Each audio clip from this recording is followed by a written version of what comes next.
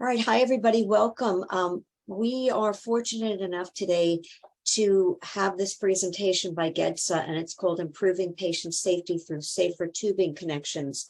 I can see that Nisha Matthew, one of our pharmacists, is on the call, lots of dietitians, but in healthcare, we're moving towards ENFit tubing connections. And it is really important that we all know what's coming down the pike for our patients, for our providers.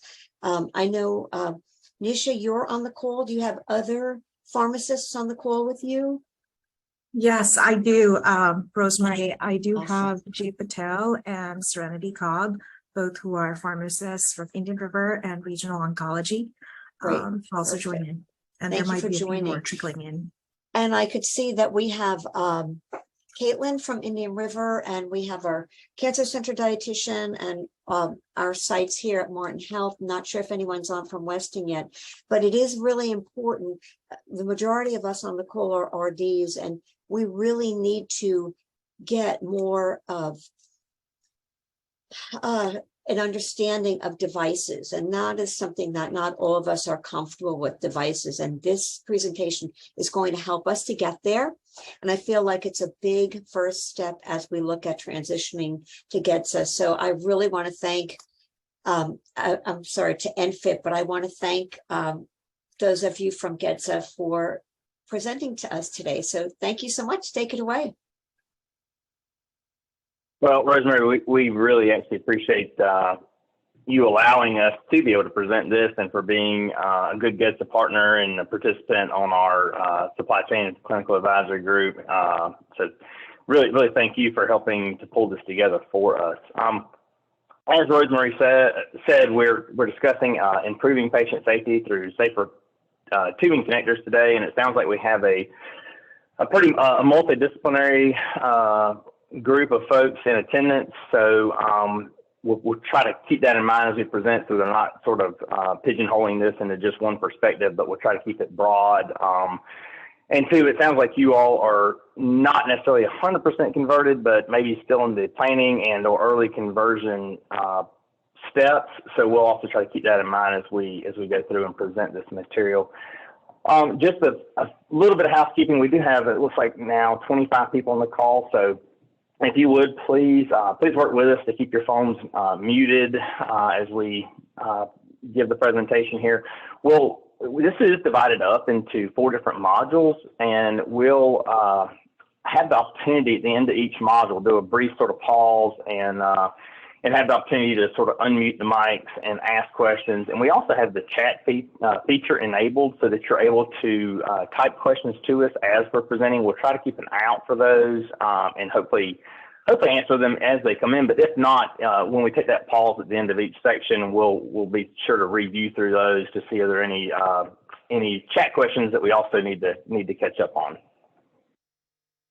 And also, just real quick, this is being presented by GEDSA, and we've also worked with Gail from Nutrition Day in the U.S. in helping to put this together, and then also Cynthia Reddick has helped with this content development as well. So that's who is presenting it is myself, Ben Davis, and then we have Gail Gertz and Cynthia Reddick. Today we're going to be covering. We'll kind of start with what GEDSA's mission is, and then we'll talk through what the learning objectives are today. And as I said, we have this really broken into 4 different modules. So the way this sort of works, and it kind of goes in logical order, we'll be talking about, we'll be giving an enteral device overview. From there, we'll be talking about misconnections. So now that you know the devices, we'll go through how they can misconnect and how this can impact patient safety. From there, we'll go through how do we then actually reduce these misconnections, and we'll talk about the conversion to ENFit, and then we'll sort of wrap up with a review, sort of the key takeaways, and we'll also provide you some additional information which we think you'll find helpful. And then just to give an overview or an introduction here to the presenters. Again, I am Ben Davis. I'm the Executive Director of GEDSA. I've been in this role for a little over a year now, but I've been involved with GEDSA for over 10 years. Well, GEDSA turns 10 this year. But before GEDSA was formalized into the nonprofit trade association that it was just a group of manufacturers and people that were in the ISO standard development process that were meeting regularly, both as part of ISO and just as industry groups, to discuss this patient safety initiative. So my involvement goes back really with this initiative, predates sort of GEDSA. Prior to being, let me just say too, over all that time with GEDSA, I've also done, I don't know, I think I participated in almost every committee and served in a lot of different capacities over time. So this has been an initiative that's just real near and dear to me, and one that I've had a lot of passion about.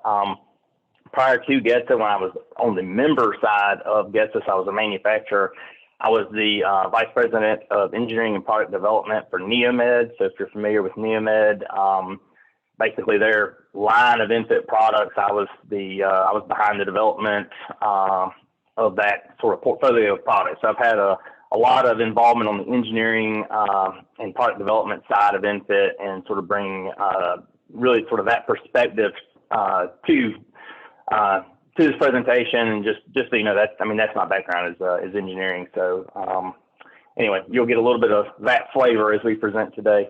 Let me see. I'll let Gail sort of. Gail, you want to introduce yourself? Hi, everybody. Very excited to be here. Thrilled that you folks have made the time to be with us as well. I found out about GEDSA way back when. I don't know if Ben mentioned, but GEDSA has been in effect for, I think, more than 10 years at this point. And I was really excited when I found out about it when I was at an Aspen meeting and learned that we're going to differentiate the connectivity for enterals to maximize the safety of enteral infusion. But I also saw it from a dietitian perspective and recognized as president and founder of Nutrition Day in the US, where we try to raise awareness of healthcare malnutrition, where I know that the Academy and Aspen are now involved with that initiative as well. Nutrition Day has a little bit of a different spin to it, but we recognize that patients on enteral nutrition, and we're going to discuss this a little bit further, may not be getting everything that you may be prescribing for them in enteral feedings for various reasons. But one of the reasons could be the disconnection, and ENFit provides a secure connection. So I'm thrilled to be part of the ENFit conversion committee. And that's when we realized that we needed to get dietitians involved. And Rosemary at the time, when she still is on our clinical and supply chain meeting, brought up that dietitians are being contacted if a patient comes into the hospital with an ENFit feeding tube. And what do you do? And we want you folks to be prepared for that, or if anything, be proactive and be prepared. So thanks so much. And I'll be back. And now to you, Cynthia. Thanks, Gail. Hi, everybody. I'm Cynthia Reddick. I am a registered dietitian, and I started in home care in 1999, and for the last 15 years, I've been working for a national home infusion provider. Last year, I departed that company, and now I work really as a consultant in the home care space as it relates to enteral nutrition. And I would say that for the dietitians and pharmacists in the room, some of this may feel a little out of scope. I can tell you that when I was working in acute care, working as an outpatient dietitian, I never really felt like I had a good understanding of the enteral devices. Like I said, we always kind of left that to nursing. So when I got into home care, that's when I started to nerd out a little bit about enteral devices and got hungry to learn more. So I invite you to open your mind and get curious, and do not be afraid to ask questions as we move along. And I hope that we have you leave this presentation with a little more confidence around the devices. ENFit is sort of a byproduct of that. And at the end of the day, we are hoping to sort of baptize you into this this army of individuals that is an advocate for this safety initiative. So with that, I will hand it back to Ben.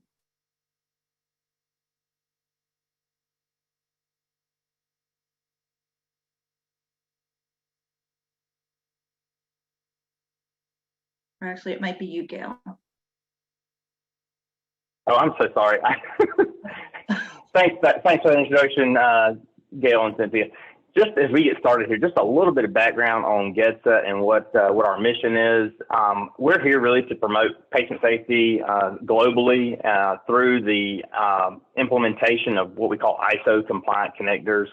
So ISO, which is the International Organization for Standardization, started a development of dedicated connectors, and we'll get into a little bit more detail of this later, but over 10 years ago, to where each of these bodily systems would eventually and ultimately have their own dedicated connectors as a way to minimize the potential for misconnections to occur. And GEDSA is really charged with the task of helping spread the awareness and education to help bring this about, this conversion to these safer connectors globally. Of course, today we're talking about the enteral aspects of this, but just so you know, GEDSA is also involved currently with the neuraxial connector, which is called ENFit. GEDSA is comprised of about 40 manufacturers and about 30 supporting organizations. And GEDSA is really a multidisciplinary group. We work, even though we're funded by manufacturers that have developed these products and are trying to then have them launch around the globe. We are well engaged with clinicians. We have a clinical advisory board. We have a supply chain and clinical advisory group. So we actually have quite a good bit of participation among those groups. So we're very thankful to have that input. And then we also have our manufacturers, and then we also have supporting organizations, basically similar, patient safety type organizations that are aligned to helping bring this initiative forward. And this just sort of shows you sort of our structure between how the clinicians are laid out and the manufacturers. But that's really the sort of the structure of GEDSA. And today we'll be, like I said, we'll break this learning into 4 different modules. Our main goal is to raise awareness of what enteral feeding devices are and understand the ENFit, which is the ISO 80369-3 connector and its patient safety initiative. In our first module, we're going to go over what the components of an enteral feeding system are, and then we'll discuss where these items are stocked in the different departments of the hospital. In the second module, and again, this kind of sort of flows logically, or we tried to set up with some logic here. So we go into what the devices are, and then in module 2, we go how the devices can misconnect and how that actually impacts patient safety. Then in module 3, we go into how do we reduce those misconnections, and we talk about the conversion to ENFit. And then in module 4, we'll provide some additional information, some key takeaways, and just sort of what's the high level stuff and the real things that we want to have learned coming out of this. And with that said, I'll pass it over to Gail so she can get started on the enteral device overview. Thank you, Ben. I appreciate it. And again, continue to be excited about the audience we have here. And thank you for your time today. And we only hope and expect that it should be worthwhile. This may be a review for some. It may be new to others. And as Cynthia said earlier, please ask us many questions. I know when I was first introduced to enteral devices, and I did do nutrition support, started a nutrition support team way back when, in the beginning of my career down there at Mount Sinai Medical Center, Miami Beach. So I did live in South Florida for quite a number of years as a dietitian and was at the Broward Dietetic Association. But throughout that whole time, I really was more concerned with the nutrients and what the patient was prescribed and how much they were getting and looking at their labs. But I never really took the time to look at the enteral devices, meaning the sets, the pump, the connectivity, the feeding tubes. And I did work for a distributor now that I'm up in Illinois, and worked with a distributor and told I was responsible for the enteral feeding system. And I think I became a deer in the headlights and figured I need to understand this. So I now understand it very well. And excited that I do, and excited to share our knowledge with the components of the enteral feeding system and understand the connectivity between the feeding systems and the styles of each of the feeding connectors. You can advance the slide. There we go. So this is just a really schematic, but we're going to actually show you in the next few slides more details of administration sets, syringes, feeding tubes, and pharmacy accessories. And the reason we're showing you this is because there's a lot of connectivity areas in the enteral feeding system, or the devices, we should say. So on the top is the liquid enteral nutrient, which I'm assuming everybody's familiar with, whether you're a pharmacist, nurse, or dietitian. And I will say I've worked with pharmacists, I have pharmacist friends, and they all say to me that pharmacists are not really involved with enteral. And they're actually correct about that. It's more of a nursing dietitian responsibility. However, when it came down to making sure that patients get their medication through their feeding tube, problems arose when hospitals were converting to the ENFit product, and hospitals need to acquire an ENFit syringe in order to make this happen. So Ben will go into more detail there because he was very closely involved with that when he was working on the syringe that he ultimately got as an OTC, which is very exciting, or over the counter. So this starts with a liquid enteral nutrient. There is a connection between the feeding set and the liquid enteral nutrient, which is up here. We're not going to be discussing this ISO standard today. That's a different ISO standard, but I think you're all familiar with the crisscross that's over there. That doesn't have anything to do with our conversation today, but yes, is a safety feature to minimize the risk of spiking any other product besides enteral for enteral feedings. This is the administration set here. And there may be, I don't know if you have any ports, and if you do, that you may be able to go into for medications, or if it's down here by the feeding tube, but you would need an ENFit syringe. And what this ENFit looks like is this female side is at the end of the set, and this male side is at the end of the feeding tube. And we're going to show you better photos of that. Ben worked very hard in his photo booth to make sure we got this across to you folks. But at the same time, if you have any questions about this, do let us know. We just wanted to give you a quick schematic of this. And now we'll go into more detail. So there's various types of administration sets. And again, this may be a review for some of you.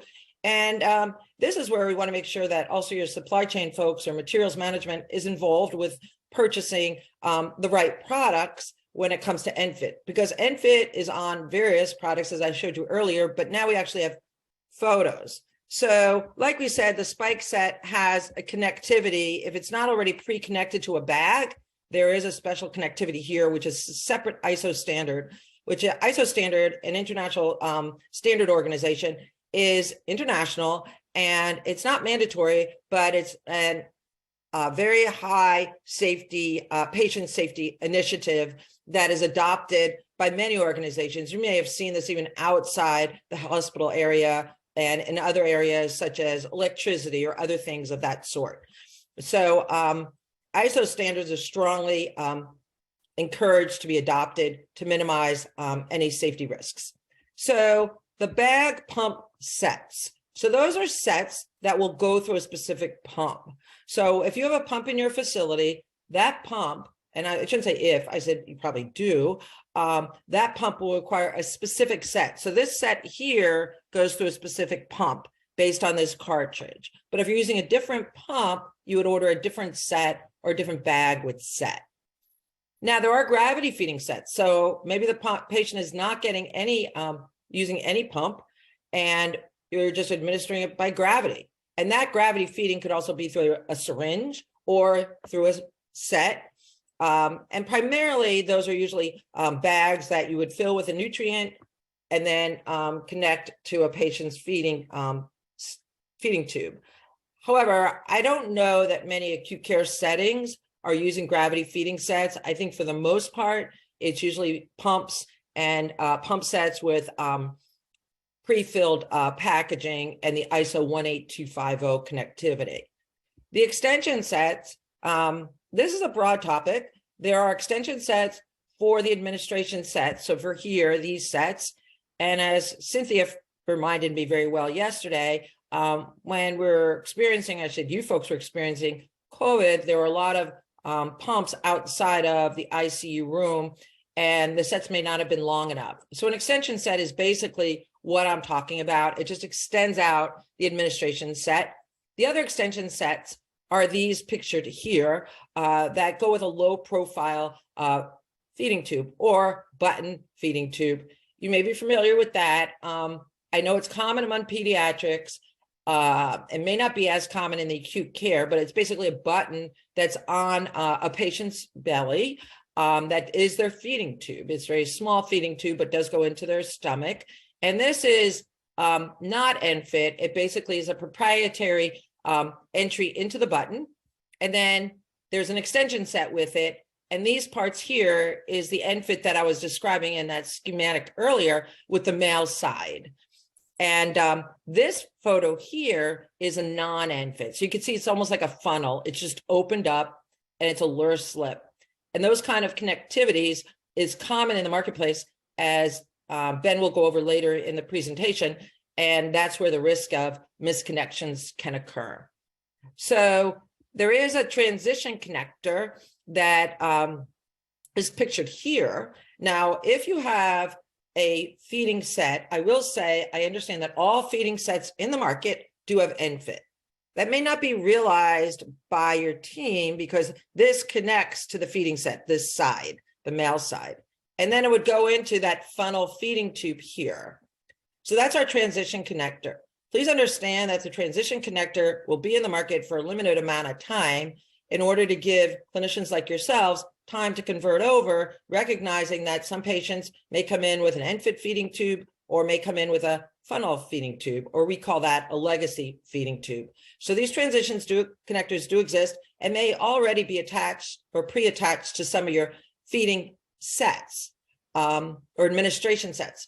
However, I do understand for the most part, the most commonly used feeding sets out there, they're starting to take this off. So I think that's the next slide. Thanks, Gail. It was a nice overview of our administration sets. As Gail showed in the schematic, really the next piece in the chain there are the enteral syringes themselves. So ENFit feeding tubes, which have the special ENFit connector design on them, of course, they require ENFit syringes.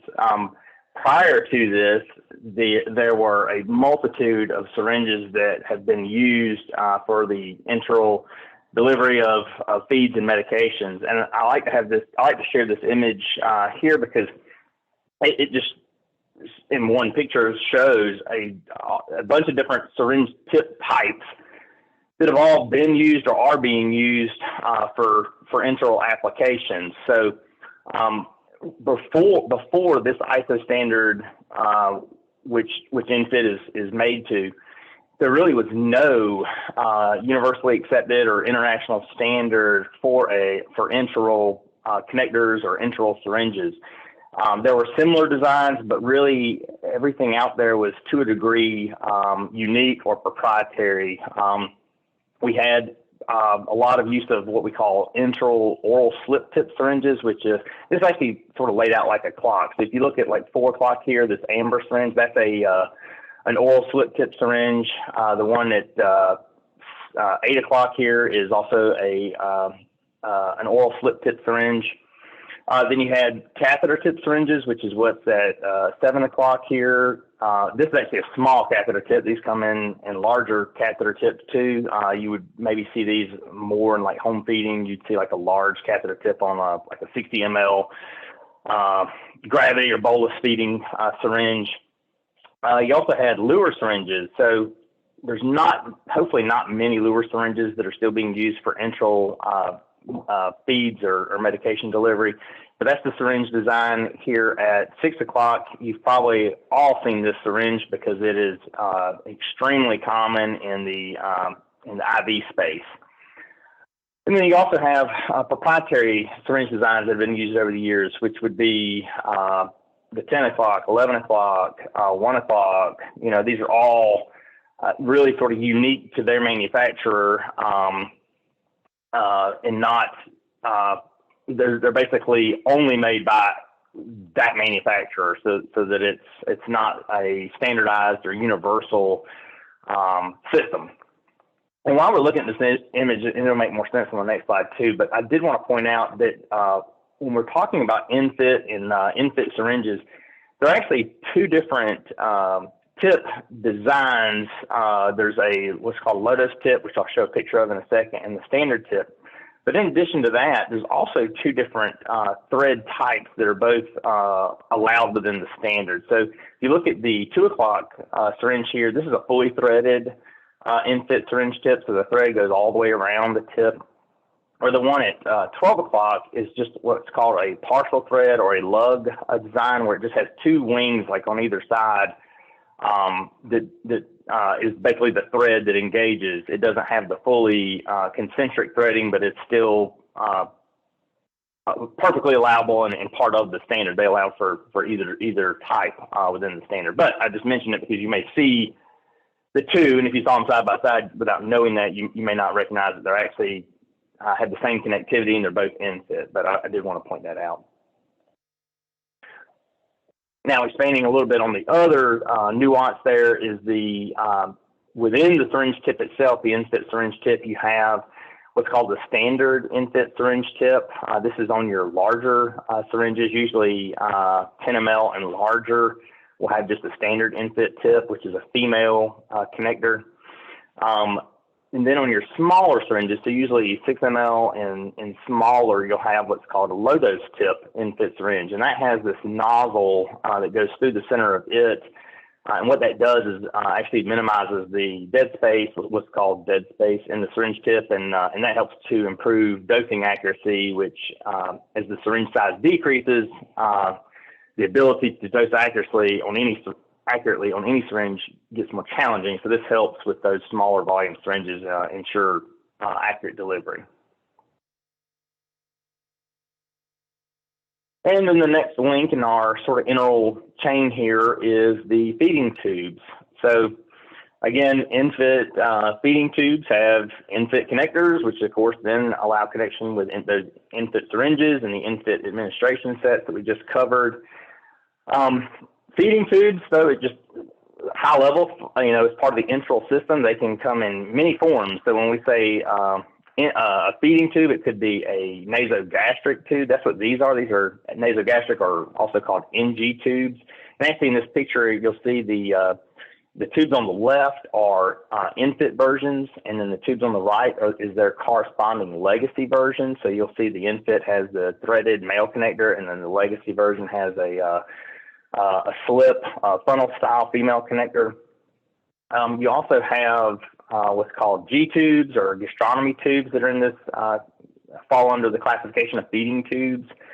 Again, here's an example that shows a legacy on the left with the funnel style connector here for the feed port, but then it also has a smaller medication port for like an oral slip tip style syringe. Whereas on the ENFit, you have identical ports, so they're both ENFit connectors. So the feed port is an ENFit connector, and the medication port is also an ENFit connector. So they take the same syringe type, both ENFit. You also, within the space, you have nasojejunal tubes. You have what's called gastrojejunal tubes. Those are NJ and GJ tubes. And then you also have percutaneous endoscopic gastronomy tubes. These are called PEG tubes. And then another important tube to point out, because it is very common, and Gail was talking about these a little bit earlier, are what's called low-profile feeding devices, or they're also called skin-level devices, and they're also called buttons. And based on the manufacturer, you may hear these referred to as minis or Mickeys, and that's what this is. So this is it like Gail said, it looks like a button when it's on the patient. It does not hang off the patient. It's a skin-level device. This, and the reason I showed this sort of close-up of one of these is that the connection here is called a key or a bayonet fitting, and that, as Gail was alluding to earlier, is not part of this standard chain, since that already has a unique connector to it, one that's certainly not common across other applications. It maintained that same connector. So that bayonet fitting of the white piece, the key that plugs into this, so the extension that goes into this, that white piece is actually not changing. And I'm sure, hopefully most of you that are on the call are probably familiar with what I'm talking about. That is actually not changing. You don't have to worry about that part changing in the standard. It is the connector on the other end of that tubing set that goes into this that is changing. So it'll go from that funnel connector to an ENFit style connector. And then just to give you a picture of what all this looks like sort of put together now that we've gone through these connected components. This is just an ENFit syringe. This is just a 10 ml ENFit syringe that's screwed into a Y port or a nasogastric tube that has a Y port on it. As you see, that threaded tip of the syringe simply screws into the threaded tubing connector there. And then back to the low profile device, how that all works is you see that white piece that says lock on it right there. That is the part that's not changing. So that piece and the piece it goes into that's actually on the low profile device, they are not changing. So we don't have to worry about any change planing around that. It is the connection on the other end of this tubing where the syringe is connected now that is changing. So that's going from that funnel style connector over to this threaded ENFit style connector, and that's how a syringe would then, of course, connect into that.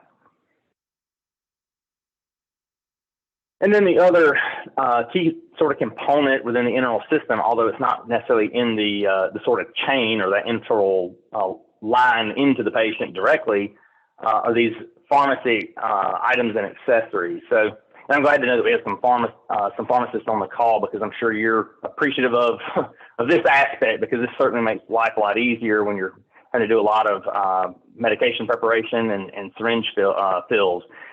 Within this, we have bottle fill caps, you have medicine bottle adapters, fill straws, syringe caps, tamper evident syringe caps.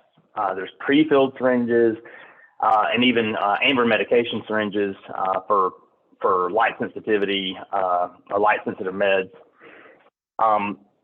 Basically, this crosswalk here is just really to show you that if it existed in the legacy world, if you were used to one of these type of products when you were using a legacy device or syringe, there's almost certainly a ENFit version of that available now. So if you're using like these blue caps, they have the purple caps that take ENFit syringes. If you were using press-in bottle adapters, there are ENFit press-in bottle adapters.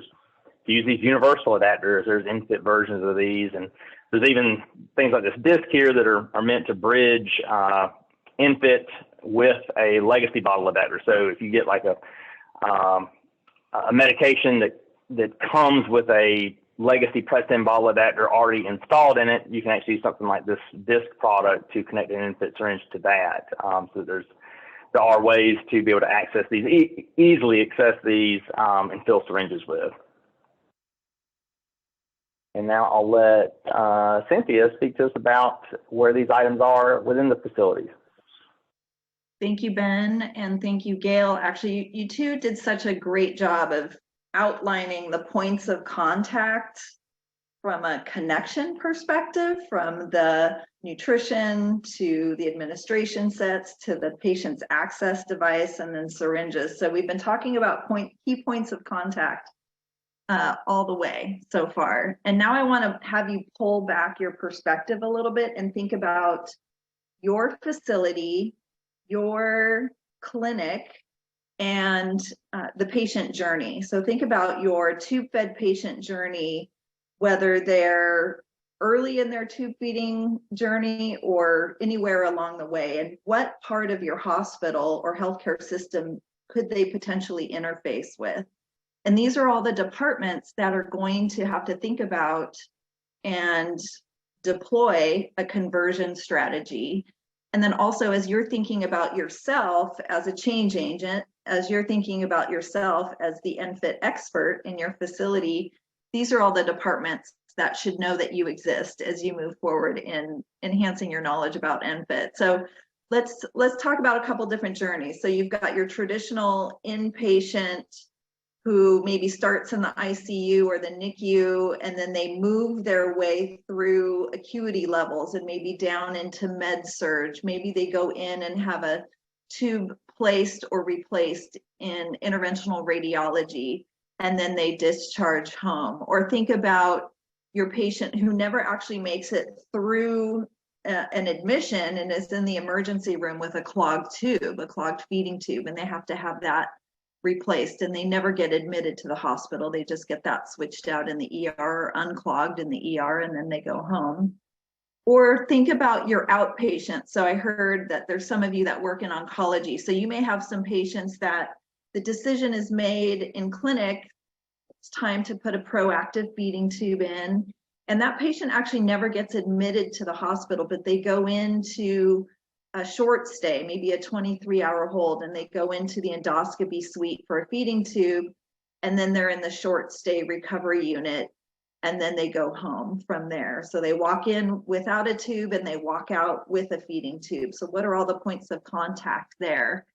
And then lastly, think about your purchasing department or central supply. Who is actually furnishing each of these units with devices to be placed when an enteral access device needs to be selected? So these are all the points of contact within your healthcare system, within your facility that may need some support, education, and as you're moving forward in this journey, think about these departments to maybe synchronize the device selection, because what I found is that IR is going to carry different tubes than endoscopy, and general surgery is going to have different tubes than either one of those units. So that's something to think about. And then you've got some short-term tubes to consider as well with your NG and nasoenteric tubes. So that was the point of this slide. And as we move forward here, now we're going to take a breather, and I want you to turn your cameras on and you can unmute yourselves. And Madison, while they're doing that, if you could take a peek at the Q&A, let us know if anything's come through, because I think you're the only one that can see it.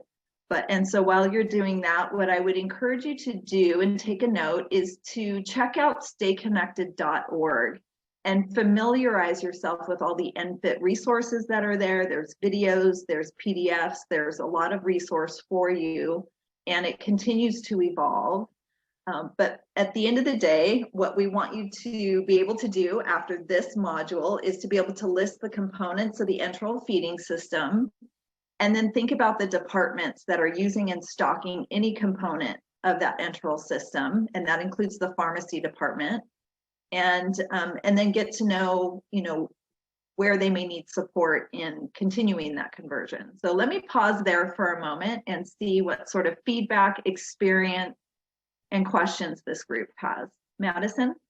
Yeah, and I just wanted to say, while you guys are sending it in, I haven't gotten anything yet, but make sure you're sending it to me or to the host, because that's what we allowed in the settings. So if you still have it, the toggle is to everyone, we wouldn't be able to see it. And if you have any questions about that, feel free to send it my way. You can do it live as well on camera with the group here. So it's Rosemary. I just want to let you know, I was on the website this morning because I was looking for some information for some of our gastroenterologists, and the site is really excellent. So for those of you who haven't gone on the website yet, or you're new to GEDSA, the resources are really great. It's worth taking some time to take a look and see what's available. So thank you guys for a great website. Yeah, Ben's done a lot of work on that recently. Yeah, well, Madison's done a ton of work on it. So thank you very much for that feedback, Rosemary. We actually updated it a few months ago, and that was to get to that point with several years in the making to actually finally get it together, or get, I guess, the right people on board and the right group to help us actually completely redo it. So it's good feedback to know that it's working well.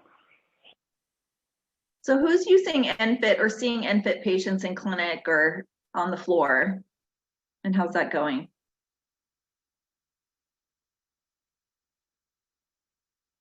At our Martin Health facilities, we get a few. It's not consistent. We get a few, and usually when it happens, there's people are a little bit nervous because they're not familiar with them. I know in our cardiovascular ICU, the last time I was in there, the nurses were mentioning that the Dobhoffs all were ENFit tubes and they didn't know what to do with them. So we stock the syringes right now because we've not converted.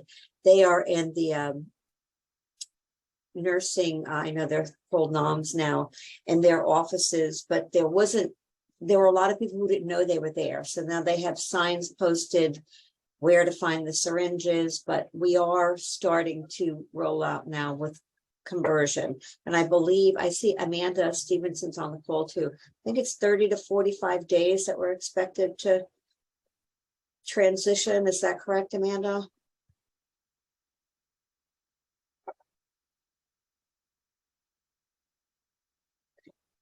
Well, we're in the process. We're in the process in Florida, converting. Great. Terrific. Yeah, and I find that when you've got a patient that comes through with a device that somebody's not familiar with, a lot of times the dietitian gets the phone call. In fact, when I was working for a home care company, there was a facility that had not converted yet.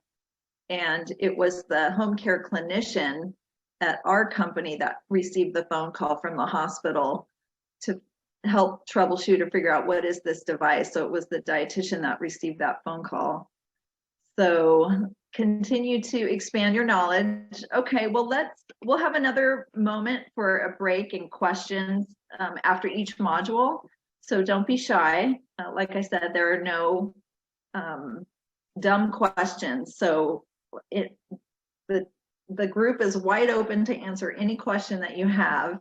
And I'm excited for this next, this might be my favorite module actually, because this is where I kind of nerd out and I learn something new every time Ben covers this information. But you're going to get a little history lesson here. And I hope that you start to think about, you know, we tend, in this space, we tend to do things certain ways because that's the way we've always done it. And we don't really question it, think about it, or understand how we got here. So you're going to learn a little bit about how we got here. And you'll see some literature, some historical events, some sentinel events that have happened with small bore medical tubing misconnection.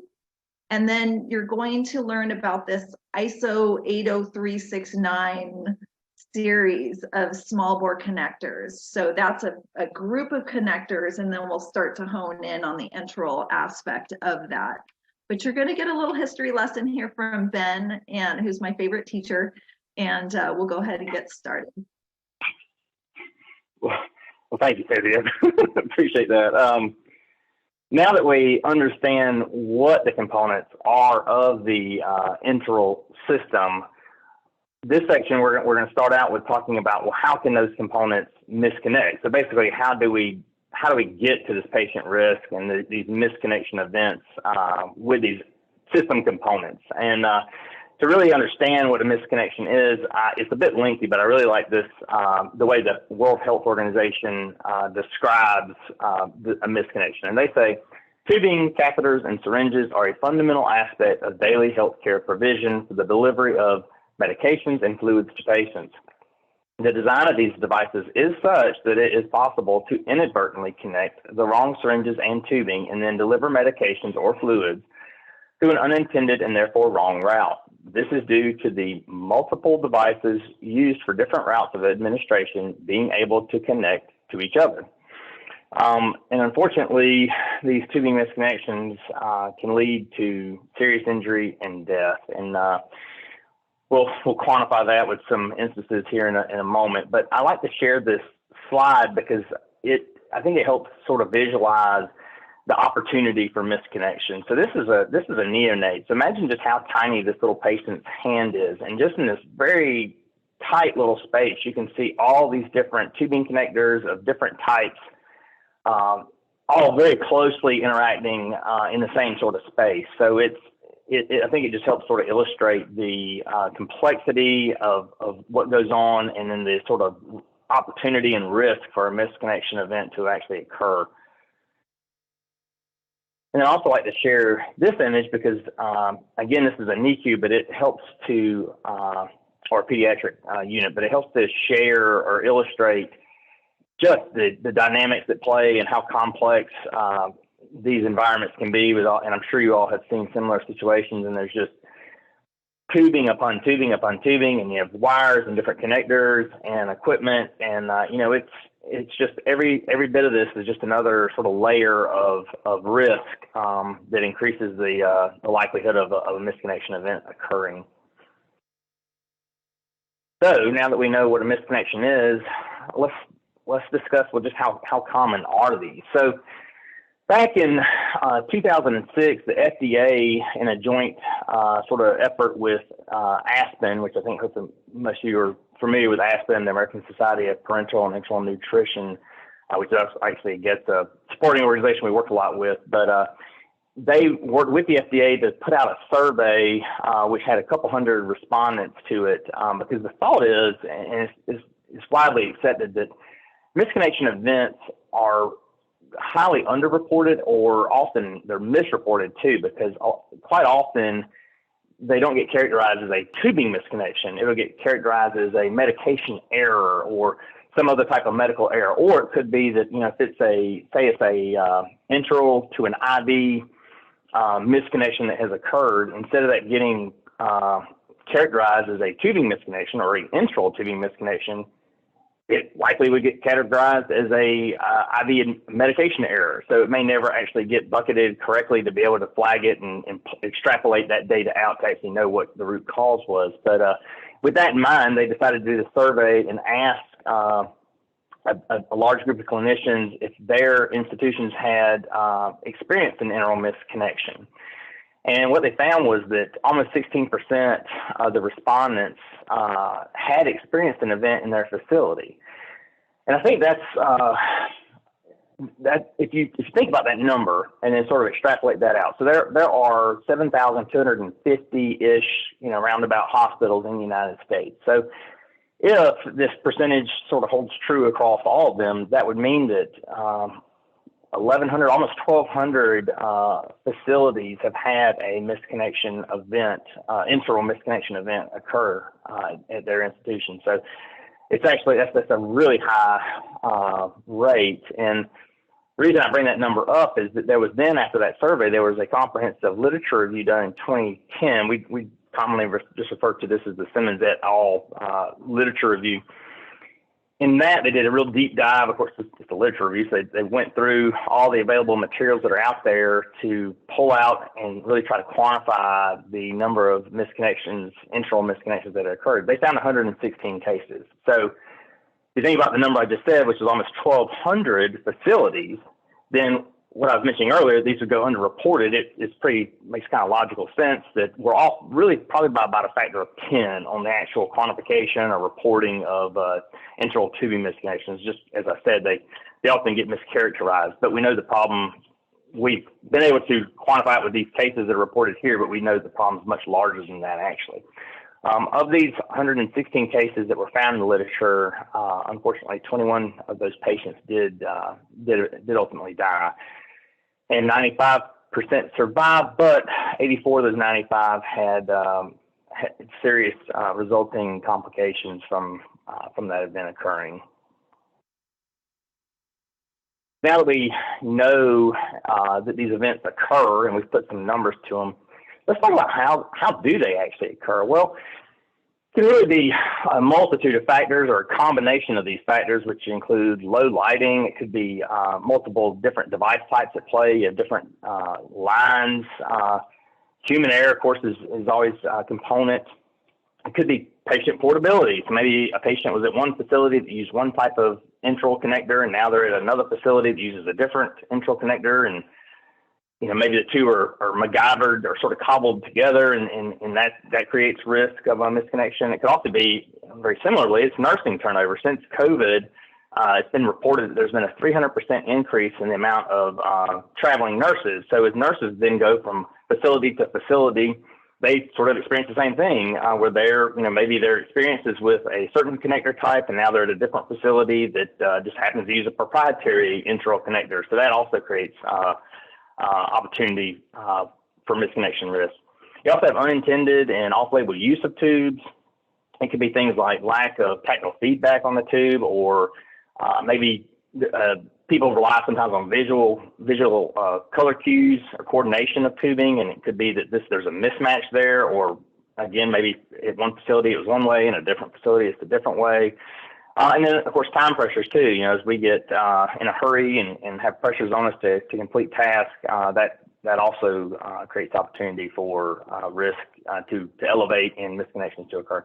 But with all these things in mind, really, what's sort of the central theme, or what's the root cause, if you will, of this? And really, the root cause of all these things is the compatibility of the connectors. So as long as there is a mechanical compatibility where a connector for one bodily system can be connected or can be easily forced to connect with a system that it's not intended for, you have a misconnection risk. So that's really the root cause or the crux of all this, is the compatibility of these connectors. And how did we get to this compatibility? Well, it's really the success of the lure connector. And the lure connector, although it's sort of demonized here, it's a fantastic connector. That's why it has been so successful. It was invented over 120 years ago, and it's a fantastic connector. That's why it's so successful in the IV space. But it's almost too good, to the point where it became so universally used in all these different medical applications that it created this risk of misconnection, because basically everything relied on what's known as this lure connector, which, as I said, has been around since the late 1800s. It was bought over here by Becton Dickinson, which you probably use some of their products today. You might know them as BD. They actually got a lure lock patent in 1930, which is, I'm sure you're all familiar with the lure lock syringe that's used in IV, and that's sort of where that's really where this connector has its place and should really only be, is in that place. And I like, this is sort of the engineer or in the history sort of buff of me, but I like to share, this is the actual patent application from 1897 where the lure syringe was first patented. So and this is pretty monumental if you think about ENFit and this series of ISO standards. This is it's really the definition of a paradigm shift. I mean, we've not had a huge update or a standardization of these medical device connectors in 120 plus years. So this is no small endeavor or small change. This is a very important task that we're pursuing here. This is just a rendering. So if you're not familiar with a lure connector, this is how they mate. You have your syringe side here is on the left, basically, and your tubing side, your port side is on the right. These also look like this, and I like to share this picture because it just gives you a bunch of examples of different lure connectors. And these are a lot of these are actually what we call a barb fitting, to where you can simply insert these into a tubing of the appropriate size or matching size diameter, and literally on the fly, like create medical tubing. Which, there's some instances where that's actually necessary, like in certain maybe surgeries or things like that, or emergency situations. But it's really this preponderance of lure adapters, connectors, systems, that they're just everywhere. They're pervasive because it is such a good connector, and it just ultimately became way overused, too universal. So now the task is to dial that back and to dedicate connectors to these other systems. Now that we know the systems or the components of the system, what a misconnection is, how misconnections can occur, I like to sort of bring this home and personalize it a bit, because this, when I share that data, it's just, it's data that's in a paper somewhere, and it's, but behind that, there's a person, there's a family member, there's someone who may have lost a loved one. It's not, this is not just numbers on in a case study somewhere. So I'd like to share this video. It's about 5 minutes. Just small warning. It's a very emotional video. It is put on by loved ones of patients who experienced the misconnection. But we'll give this a view here. I didn't get to say goodbye. And she said, "Oh, honey, I'll see you tomorrow." I said, "I know, Mom, but I just want you to know I love you." She said, "I love you too."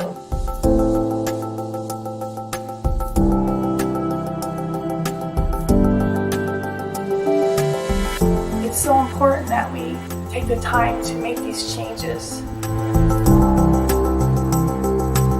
Yes, this is a big deal. It's huge. It is huge to change all the tubings in all the hospitals. There's a reason for it. This can't happen.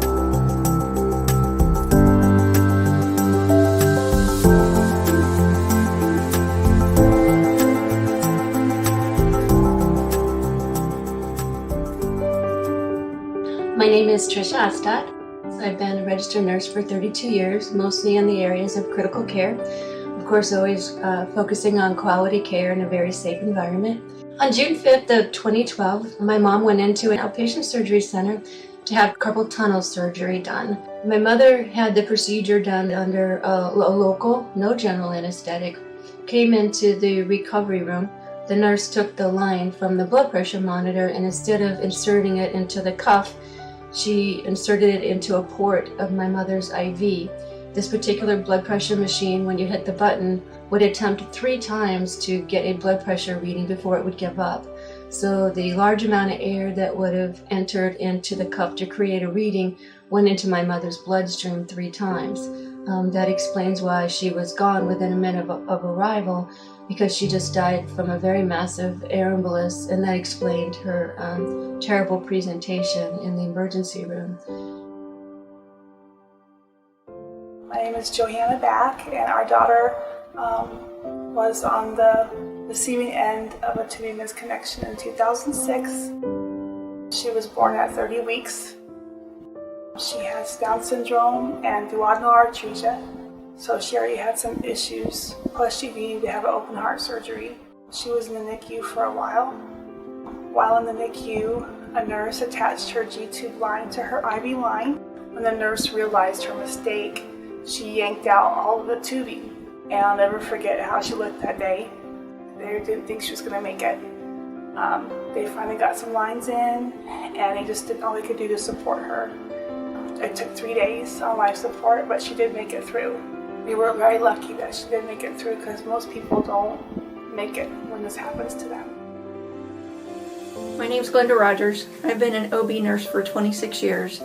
My daughter Robin was 35 weeks pregnant when she was admitted to the hospital with nausea, vomiting, dehydration, and pain. The doctors caring for her had decided that she needed to be transferred to a higher level of care. But before they would transfer her, they wanted to check on the baby. They did the ultrasounds and checked, and there was no heartbeat, and we had to tell Robin that the baby had died. Before the transfer was completed, Robin also died.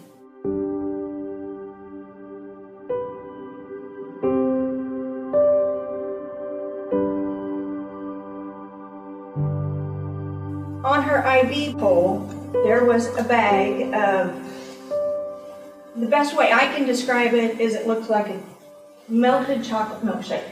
A big bag, like 2,000 liters. And on every corner of that bag, it had not for IV use. And it was hooked to her PICC line. The tubing was compatible with the PICC line, so there was no trouble hooking it up. She started it at 11 o'clock to run at 200 an hour. It wasn't discovered until 5 o'clock that night.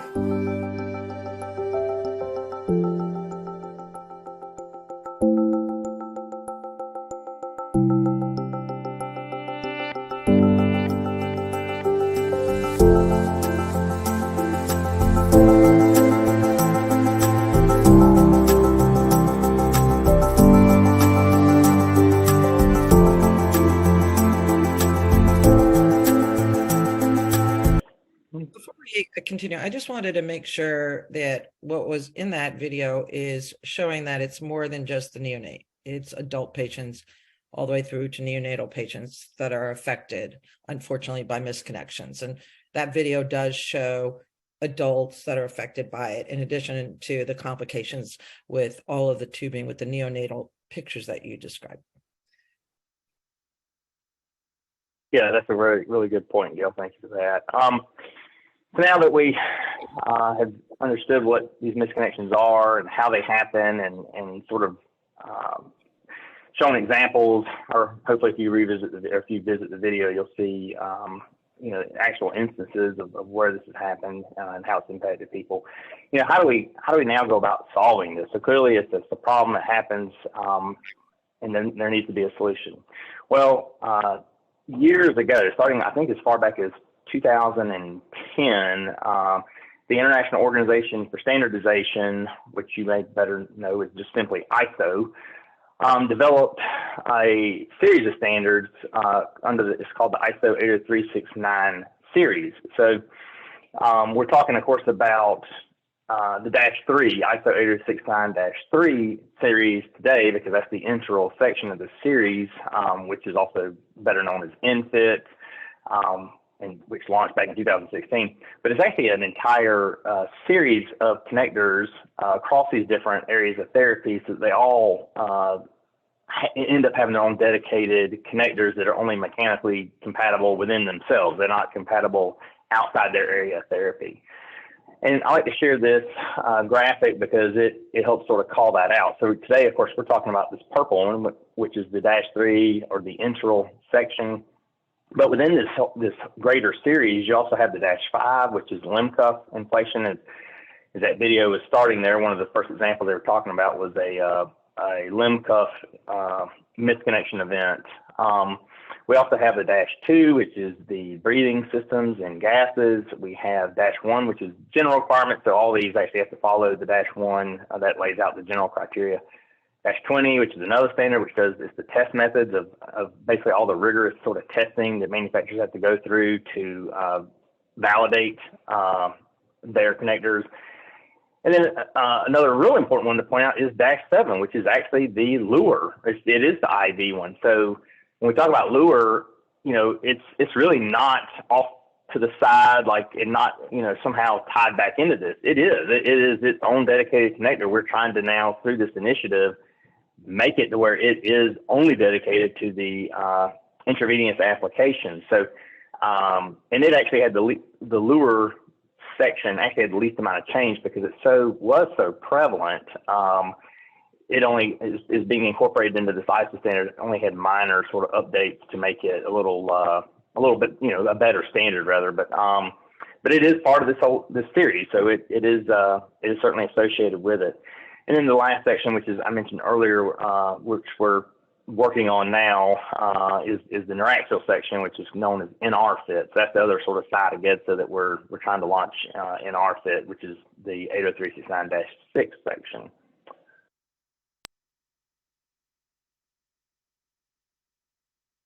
Cynthia, you want to take us through the assignment or this conclusion, sort of?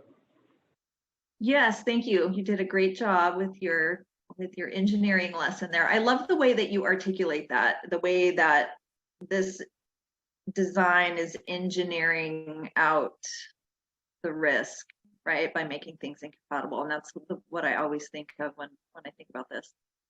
Okay, so everybody, let's turn cameras on. We can unmute and let's just have a moment here to ask some questions. But I'd like to engage, who would like to answer this question? So what are a few different examples of misconnection that you can think of?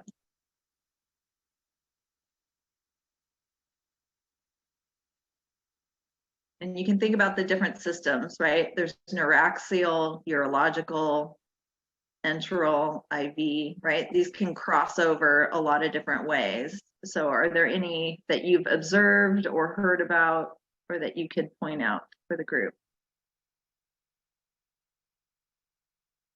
I can go. I've seen some ISMP reports on this, on misconnections between chest tubes and, being given medications that are oral. Also neuroaxial, as you mentioned, like epidural tubing is typically yellow to differentiate. So it makes me think of the engineering part of, having different standards of color, maybe when an area is so small to distinguish between different kinds of connections, because everything is now knowledge and recall, and the engineering definitely adds a step of safety and redundancy by preventing that connection if we're trying to MacGyver it, Mm-hmm. And Nisha, I'm grateful that you understood that reference. When I use that term, not everybody knows what I'm talking about. So I have a deep appreciation for your recognition of that reference. Okay, so what is the root cause? Let's talk root cause, right? Who's on teams where you're doing RCA or root cause analysis? What is the root cause of tubing misconnection? Who'd like to answer that?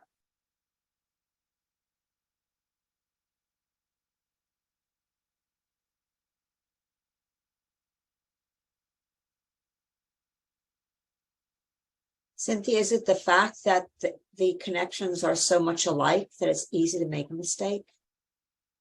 Yeah, it's that's exactly it, right? When you think about Ben's history lesson, the proliferation of the use of that lure connection across all aspects of care, because they can connect, they will connect, right? And so getting back to this idea of engineering out that risk, colors are a great way to start, but we still can't even depend on color coding. So great. All right, and so I think we can all answer number 4, what's happening globally to solve that problem, and that's exactly what we're here talking about today. Are there any questions, Madison, that have come in your way that we can address? I do not have any. Okay. Anybody else? Do you have anything you want to pose to the group? Any burning Cynthia, questions?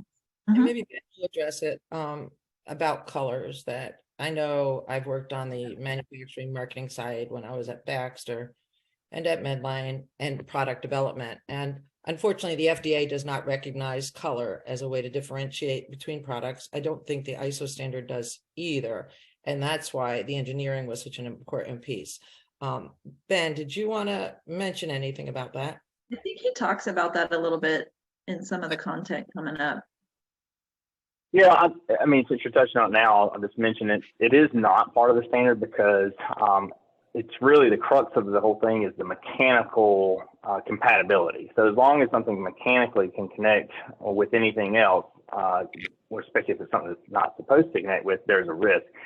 With color, you know, there's been a lot of attempts at color coordination. I think it's good when you have color coordination because you can, from a distance, easily identify things, you know, but it's not really a risk mitigator or an effective risk mitigator because you have low lighting conditions where it doesn't work. You have, there's people that are colorblind where it doesn't work. So it's not really the ultimate way or best way to actually eliminate that mechanical risk because it's not a mechanical solution. It's a visual solution. I also want to mention too, Cynthia said something that made me think a little bit. I wanted to expand on that. You know, we talk a lot about lure and how lure is sort of at the root of this. And that is true. That's where a lot of this stemmed from. But it should also be really noted that, you know, there have been attempts made. There's plenty of Enteral, what's called Enteral safety systems and proprietary Enteral systems and things out there that have been designed to try to move away from lure over the years. Unfortunately, though, most of those still rely on a semi-rigid connector, a soft connector that can be something can be force fit into it to where the risk of misconnection has not actually been fully minimized with that connector design.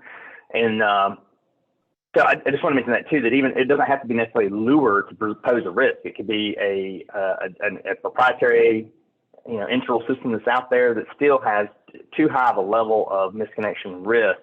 It's this ENFit or ISO 80369-3 system that's really been determined to minimize as far as possible those misconnection risks. So I wanted to mention that too. Lure has really been central over the history where a lot of these events have occurred, but it's not just lure. It's these other proprietary attempts that have been made to actually step away from lure are also problematic. Yeah, I can say that in home care because we've seen these attempts over the years, like you say, and that's what we call, you know, the word Ben's using is proprietary. So a certain brand of NG tube, for instance, will only match their own proprietary syringe. And that gets problematic for us as it relates to the portability of care, because when that patient then goes home or if they go to a different facility, if they don't have that brand of tube or syringe, then you have access issues there. So there's an additional layer of consequence. It's not necessarily a misconnection risk, but just portability of care. And so this is something I don't think we really touch on in this presentation, is what that ENFit design does that we don't talk enough about. Is it allows for patients to go from unit to unit, from hospital to hospital, community to community, state to state, and really country to country, and they can have the same connection and not have to have that tube removed and replaced for that. So something to think about as you're expanding your knowledge there.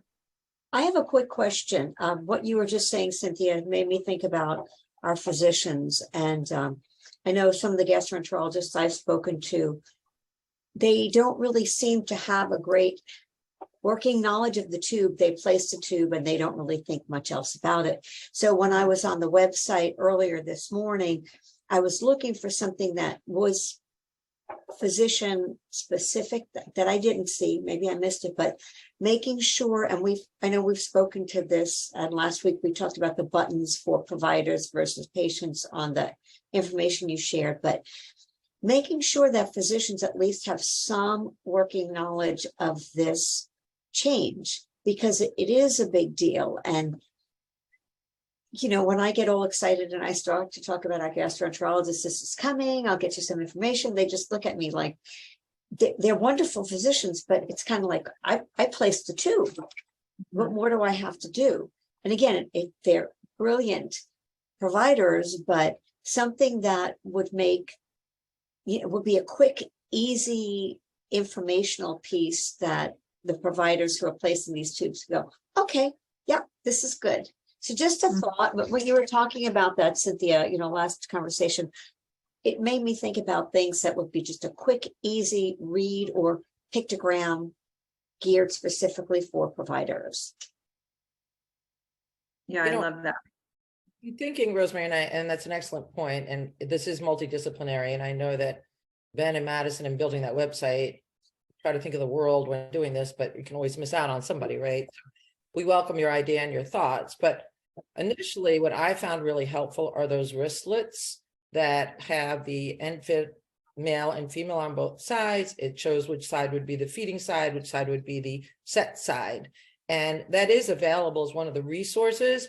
And whenever I have spoken about ENFit, whether it be at an exhibit hall or to a clinician, I found this to be the most helpful because it's a hands-on, it's touchy-feely, you get to use it. So it may be very basic to them, but that was one of the ideas. Madison, I don't know if you have any other suggestions based on the fact that you loaded most of the information into the website. So I do not know that website as well as you do.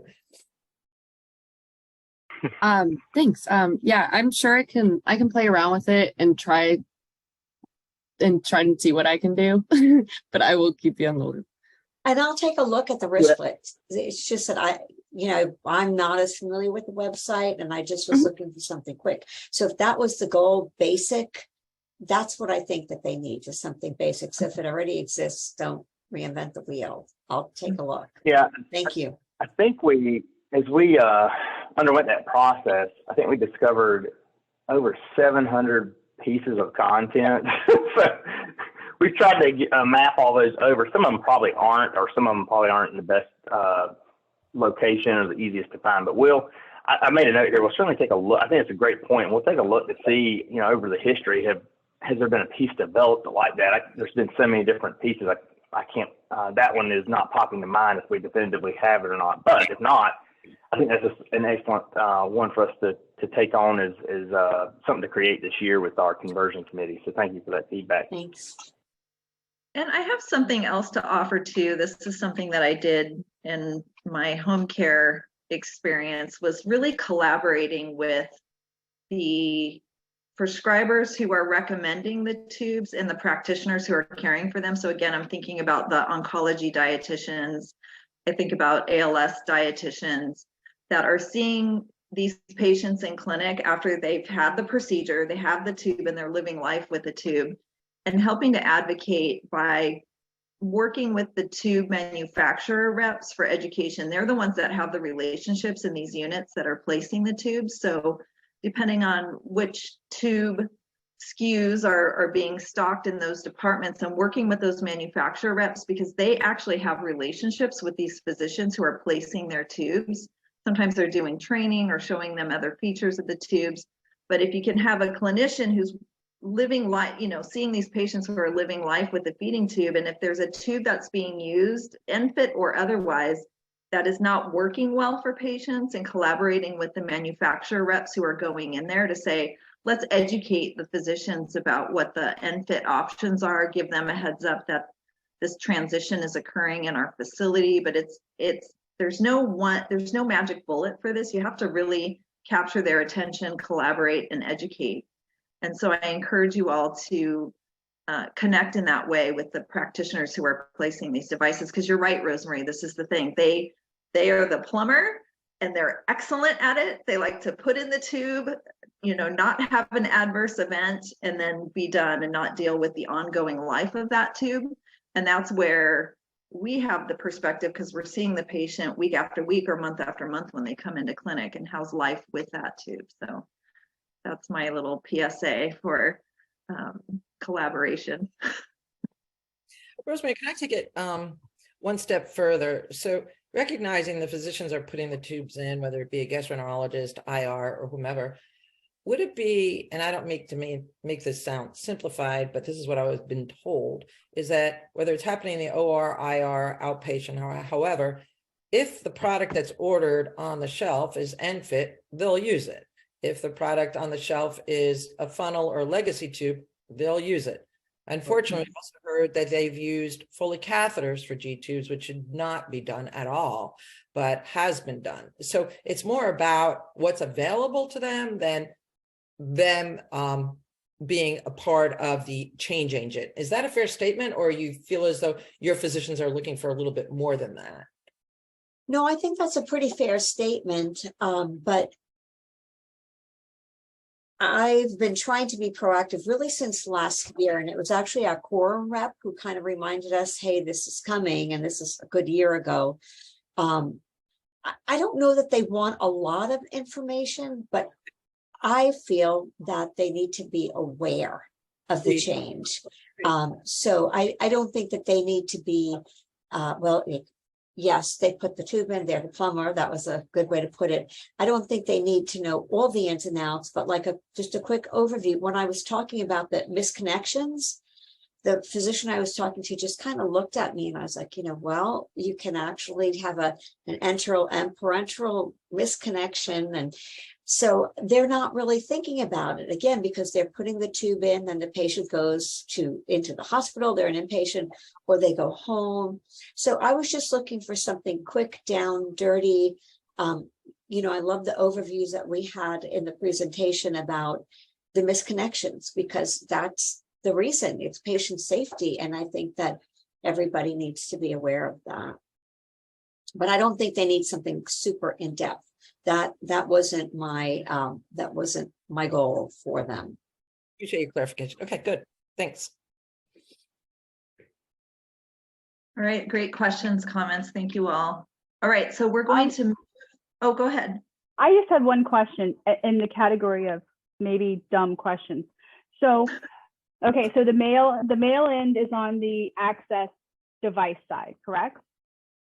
So if you think about this, this is the reverse of an IV. If you follow, Okay. That was done on purpose. Ben, you may want to do that as an engineer. So the male side is on the feeding tube. The female side. Okay. It's the opposite of an IV. That's the way I remember it. Okay.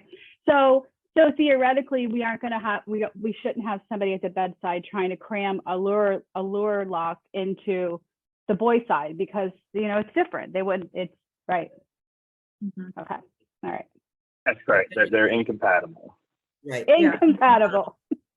That's the word.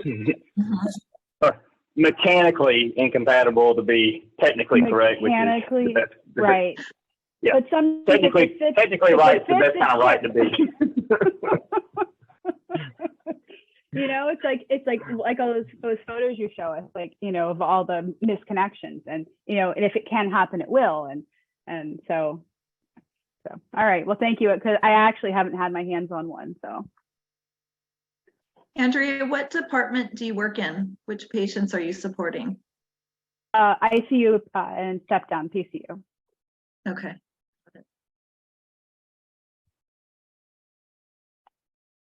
Anybody else? That was a good question. Thank you for asking it. All righty, there'll be time at the end for more, so don't be shy. Module 3, this is where Ben and Gail are going to cover these two objectives. So we'll discuss the enteral feeding specific standard. So that's the -3 on the ISO standard and its components, and then the role within your facility. And then you'll be able to, when we're done, you'll be able to navigate the tools and resources available to raise awareness and support your work in your facility. Next slide. There we go. All right, Ben. Well, thank you very much. And those were great comments and questions. Really appreciate the engagement there.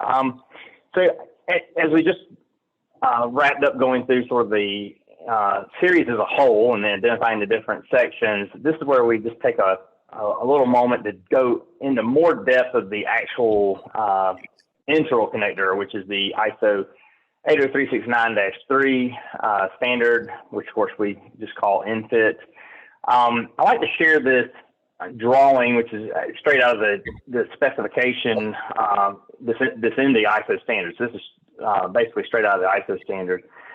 Just to give you all, I mean, you don't need to know clearly any of these dimensions or anything like that, but I like to share it because it does show just how much went into just what looks like, you know, at face value, it looks like a simple connector, but it has not been just haphazardly thrown together. It's been a very robustly engineered, highly dimensioned connector, and this is just on the male side. So there's this similarly on the other connector, the syringe connector, the female side.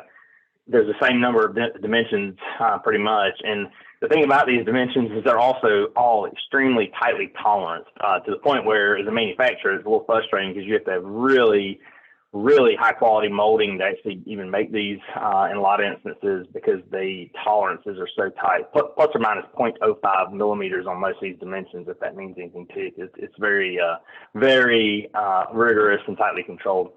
But the reason behind that is because it's all that then helps to prevent the misconnection, and because it's a well-controlled and rigorous specification behind these components. And these have been assessed and validated through the FDA and other regulatory agencies throughout the world. So as manufacturers bought these online, of course, to have a device on the market here in the U.S., you have to go through a process with the FDA. The FDA has, of course, looked at these misconnection risk assessments and has determined that these connectors do effectively, as far as reasonably possible, minimize the opportunity for a misconnection. So essentially, this is the best solution available to minimize that opportunity. And again, these have been on the market in the U.S. The standard actually published, the ISO standard published in 2016, and that's when they started to launch in the U.S. And that's when they started launching in Europe. And Europe's been nearly 100% for 5-ish or going on maybe 6 years now. So they were much more aligned as a group in bringing this change forward.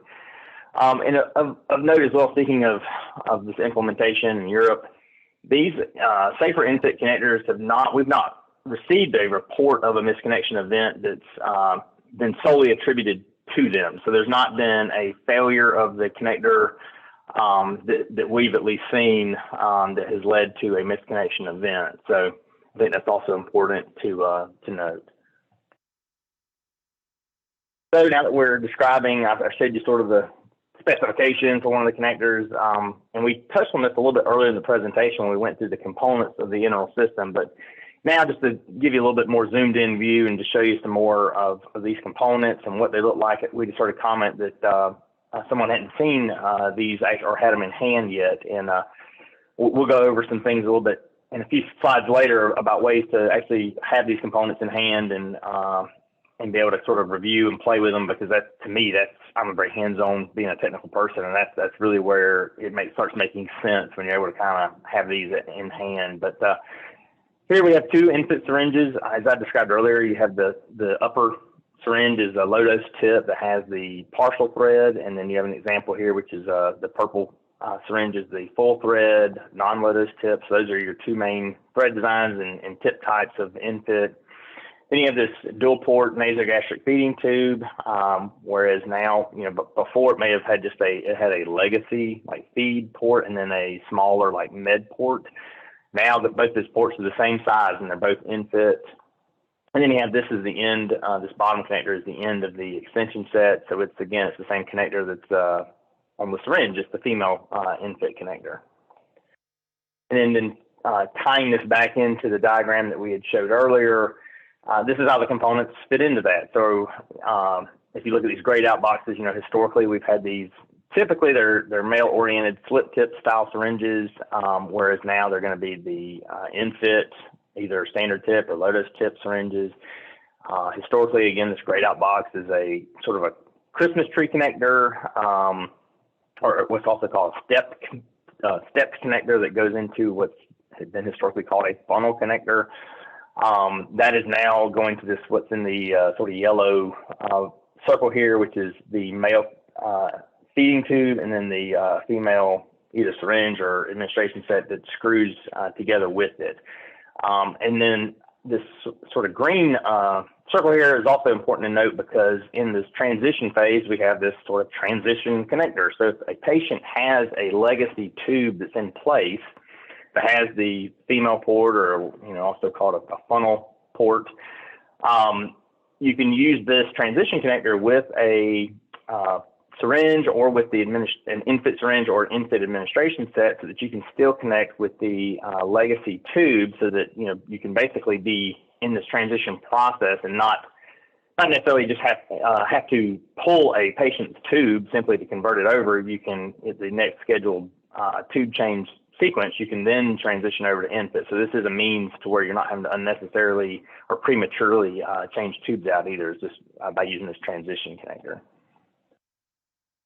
And I like to show this picture simply because even though I just showed you like 5 or 4 different components, this is not just those like 4 components. If there's an Enteral item, component, piece, thing that you've used, there's most likely an ENFit version of it available that's on the market. I like this picture just because it, even though it's from one manufacturer, it just shows sort of a full view of the bits and pieces and components and all these different ENFit things.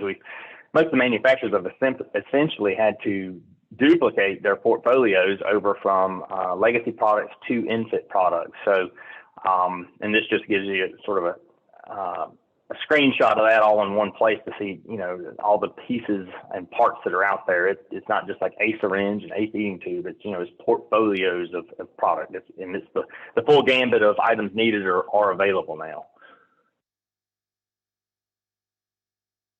Now, we've been mainly talking about the patient safety benefits of the ENFit connector, but there's also, as we've launched this and had a lot of learnings from it, there's other benefits that we've discovered as well, and I think they're very important to note. And we'll let Gail take it over and discuss those here.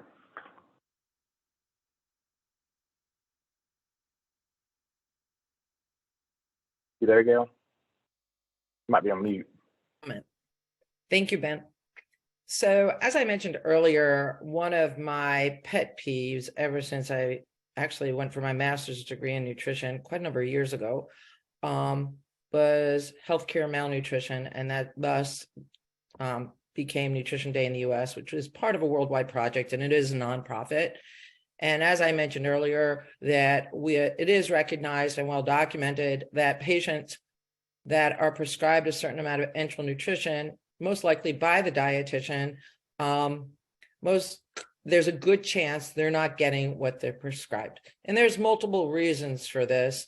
And one of them being the potential disconnection of a lure slip, that it could just fall out of the funnel G tube and then wet the bed and the gown and cause just all sorts of chaos. And there isn't any alarm on a pump that would detect that occurring.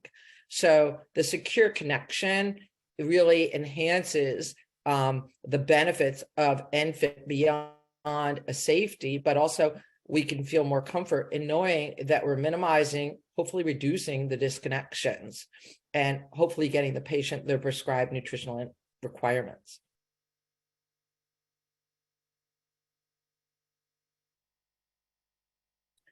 So as a dietitian and working closely with Cynthia and other dietitians, including Rosemary, on our team of clinical advisors and supply chain, we have come to the conclusion that dietitians do have an important role with ENFit.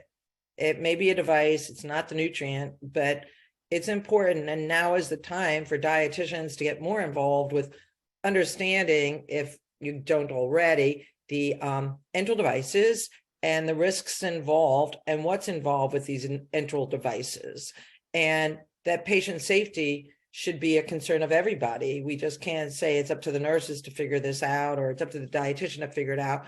It's a collaborative approach. So our goal here is to get to a secure connection, minimize the risk of a misconnection, and feel comfortable that the patient is getting the nutrition that's being prescribed. Cynthia also mentioned earlier about patient portability, and we have heard from some patients that GEDSA is involved with, that they may have visited a hospital and have an ENFit feeding tube, and the hospital that they went to did not have ENFit supplies, and that causes a problem. And their answer to it is they just bring their own supplies of ENFit devices just in case they end up traveling and going somewhere where there's a hospital that does not have ENFit. So our goal within GEDSA, within our multiple committees, is to try to encourage as many hospitals, many home care facilities, and others to move forward with ENFit. We recognize that Europe is transitioned over, so international travel would be a lot easier for these patients. So there's a lot of patients with chronic conditions that are now on tube feeding. We're not just talking about terminally ill patients, as you may well be aware of, and they should be able to travel. And if they have a problem, they should be able to get it fixed. So we're not necessarily asking dietitians to lead this initiative. We're not necessarily asking anybody on this call to be the leader. We're trying to raise awareness, as Rosemary brought up earlier, but at the same time, if you feel comfortable trying to get your departments together so we can include all the disciplines that are involved with enteral nutrition in moving forward with the ENFit conversion, that's what we're looking for you to do. You don't have to necessarily be the change agent, but we want to make sure you're educated. And when you get that call about, we have a patient on ENFit, you'll know exactly where to go, who to call, and understand what they're asking. So many manufacturers are discontinuing what we call the legacy style enteral devices. Those are the funnel, of the ones that have the risk of misconnections. So before they do this, we think it would be prudent for most facilities like yours to switch over to ENFit, so you're not forced into a situation, but you switch into ENFit at your comfort and within your timeline. So we just need you folks, everybody on the phone, to be an advocate for the transition. So what we're expecting next really would be, if possible, training all your dietitians. And I know Rosemary took this to heart, so thank you very much, Rosemary. That's why we're on the call here. And this is being recorded, so if you want to watch it again or share it, that would be super. And then understand your current enteral feeding system, understand all the parts and pieces, and get involved with your nutrition support clinicians and help them become a change agent to help with the ENFit conversion team. And understand that if anybody asks you any questions about ENFit, stayconnected.org, as Rosemary has used in the past, or emailing info@GEDSA.org. That's a secret code for contacting Madison, who's on the call and has done a tremendous amount for GEDSA. So thank you, Madison. So how do you convert? What's the resources and what's the plan? And this is something we developed way back when. I don't know if you remember, Ben, but it came up in the initiation when we started GEDSA. Back, I would say, somewhere in 2012, 13, or 14. And we feel as though we need to make everybody aware. And I'm sorry I keep bringing up your name, Rosemary, but I really appreciate your comments and your suggestions, because we really take them to heart, and we agree with you that people need to be aware that this is what's occurring, and we need to communicate that. Appreciate that. And so our goal here is to raise awareness with the team here, but if you can raise awareness with your teams within your facilities that touch enteral nutrition.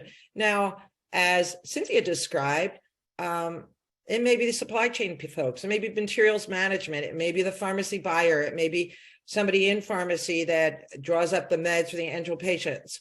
And then we need to prepare everybody for the conversion by educating them like we're doing here today. And we're happy to do more if you need, and we're happy to help you individually if you'd like. And also the education process, we do have a lot of resources. I shouldn't say a lot, because there's been suggestions for additional resources, and we're always open to other ideas, but there's checklists and conversion suggestions all on stateconnected.org. And then adopting and transitioning to ENFit can sometimes be challenging. Whenever you change to something, it can always bring up an issue with the enteral feeding itself.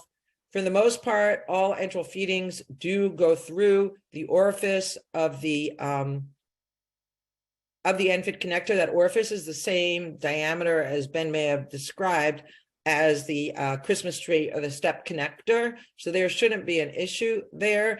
And as I mentioned earlier, the sets that are already out there usually have ENFit on it with a transition connector. I don't know that everybody's aware that there's a transition connector. You may want to look on some of your sets that you have now, if you have access to them, to see if you're using your transition connector or if you're actually using ENFit. There have been times I know that we've made calls out to hospitals and they're using ENFit but didn't know it. And they didn't know it was called ENFit. They just switched and just did it. But I think being aware of it is important.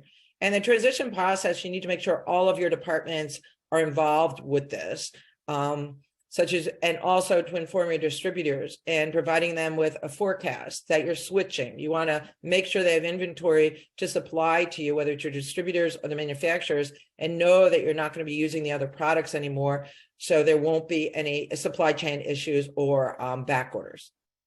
So we recognize ENFit is not in the future, ENFit is now. And these pieces here are very helpful. This may be a good idea for your physicians as well. You may want to have maybe a display near the OR or IR. And basically, the toolkit that you're looking at on the right basically is a gentleman there, and he has feeding tubes coming out of his nose, his stomach, and his jejunum. And it is ENFit, and it is the male side. And in the box below are various supplies that are provided by the member manufacturers for your team to, quote unquote, play with and connect and disconnect from the ENFit feeding tube.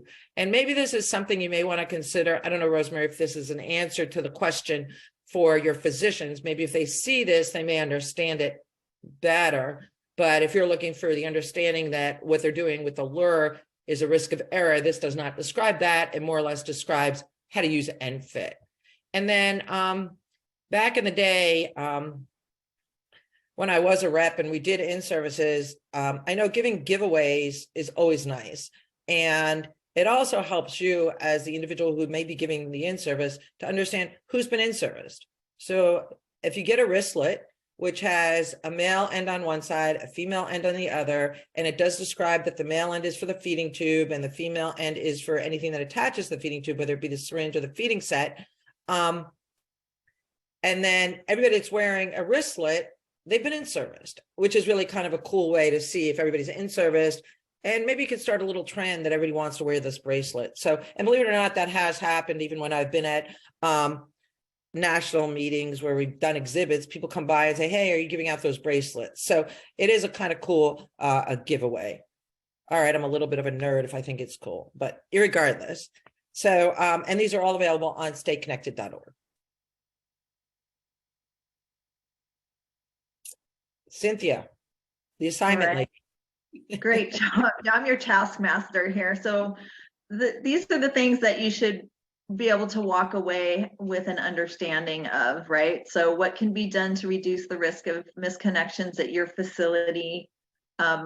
We covered this a couple of different times, but there are nutritional benefits to be gained here. So with the lack of disconnection with not only feeding, but also drainage. So for your patients that are draining, this is another the accidental disconnection of gastric drainage is a problem as much as it is a problem when you disconnect from a feeding set. So that's a benefit that we don't talk enough about with regards to a more secure connection, not to mention a safer connection.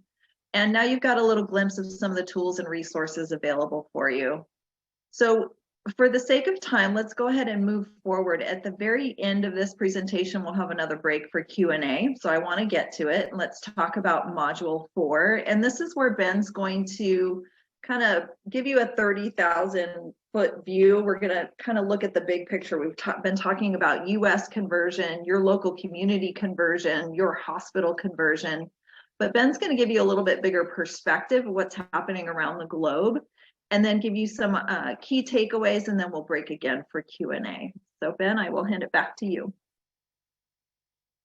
Thank you, Cynthia, and thank you, Gail. So yeah, we'll start here with the big picture, which that includes, we'll talk about some global ENFit conversion numbers, what the FDA stance on ENFit is.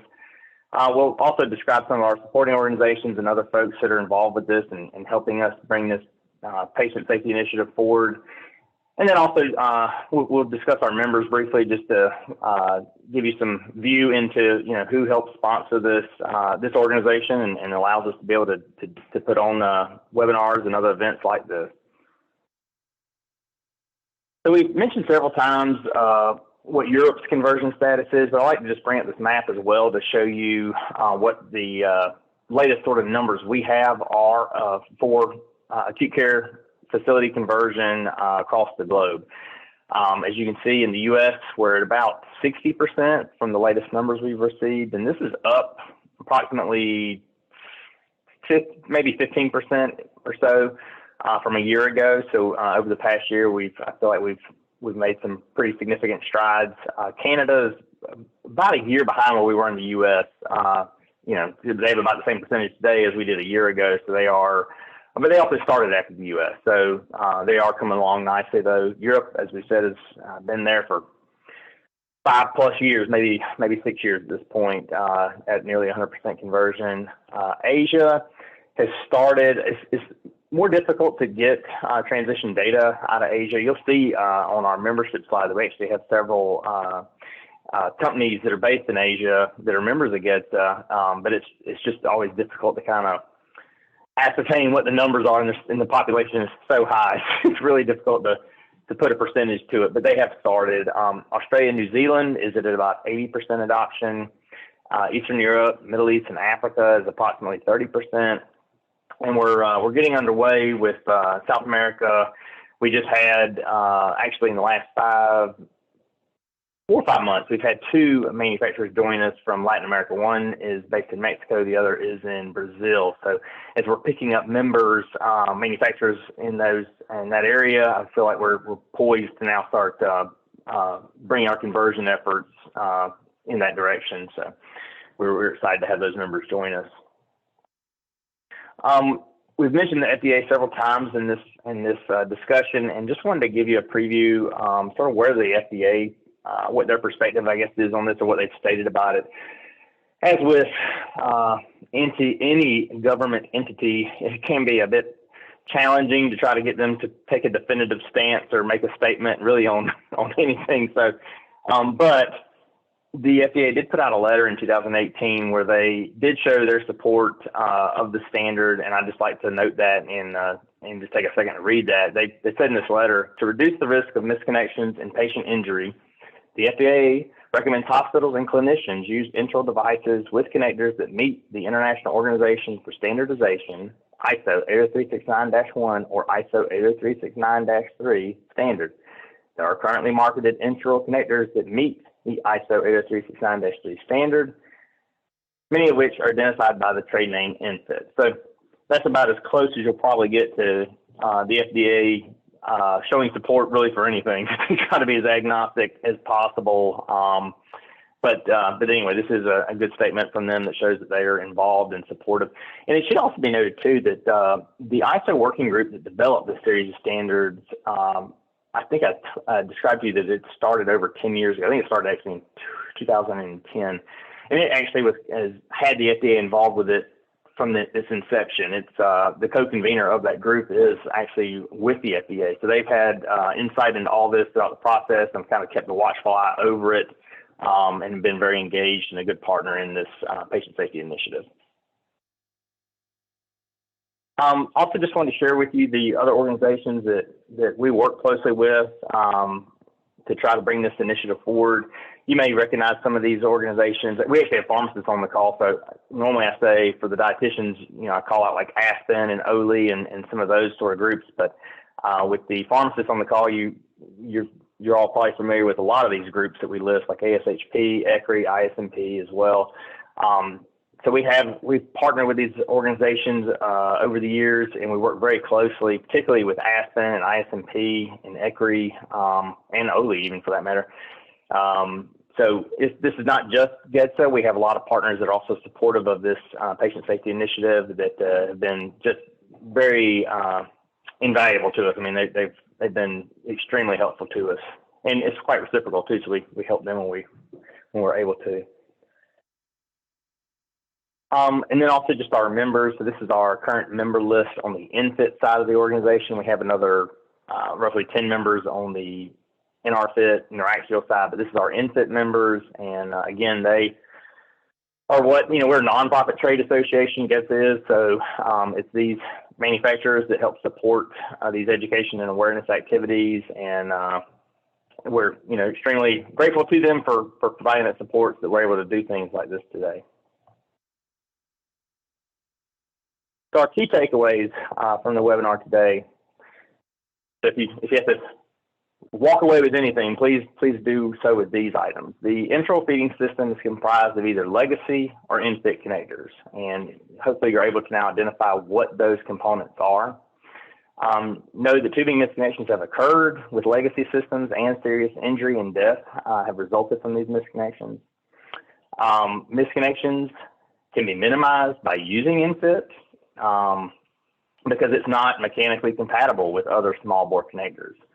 The other key takeaway is that there are, and we couldn't really, 2 hours seems like a good chunk of time, but there are so many available resources, checklists, videos, just all kinds of tools available to you on our website, stayconnected.org. So we want you to sort of bookmark that if possible and visit it frequently when you have questions. And of course, as we mentioned earlier, you're more than welcome to reach out to us either through info@gedsa.org, or there's actually a contact form on our website too if you can't remember that. So we implore you to check those out. And even that video that we unfortunately had technical difficulties with earlier, Madison put that in the chat if you're able to watch that. I think it's very helpful.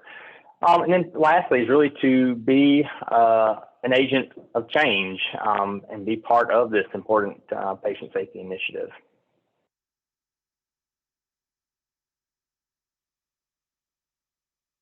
And Gail, I actually took your slide. I think that last slide was yours. I'm sorry, but this one I'll let you take. That's my turn.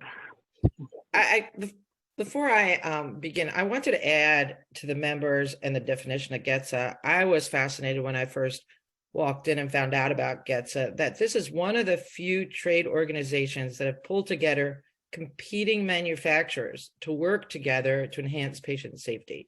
And that says a whole lot, because usually these organizations are very busy competing with each other, not working together. And so, Ben, kudos to you and for all the members.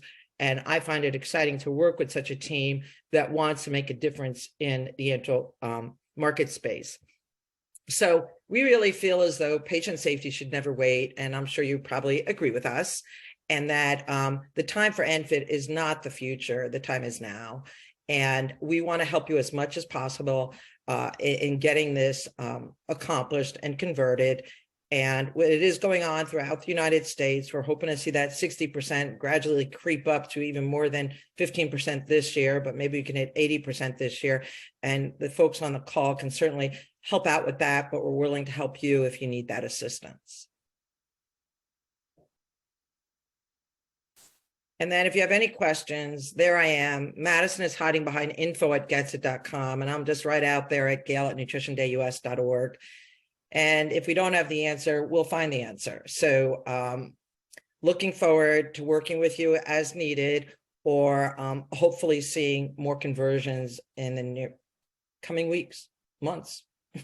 Thank you very much. Really appreciate your time. And as Cynthia, oh, I'm sorry. Go ahead, Rosemary.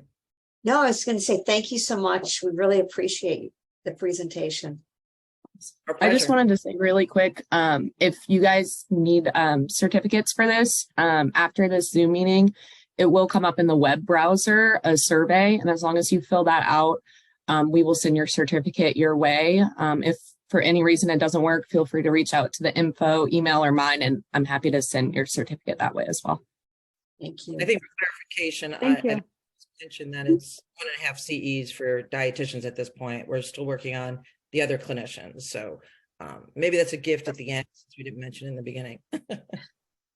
Yeah, so with I want to chime in real quick too, just to thank everyone for their attention and your support in these efforts. We do have about 8 minutes or so left that we could open up for Q&A. And Cynthia, I know you may have some points you may have been holding that you might want to mention, or Gail, any other sort of closing thoughts. But please, now's the time if you want to come off mute and voice any questions. We're happy to provide whatever answers we can. And as Gail said, if we're unable to provide answers, we'll find those answers and get them to you. So, but please, we encourage the dialogue.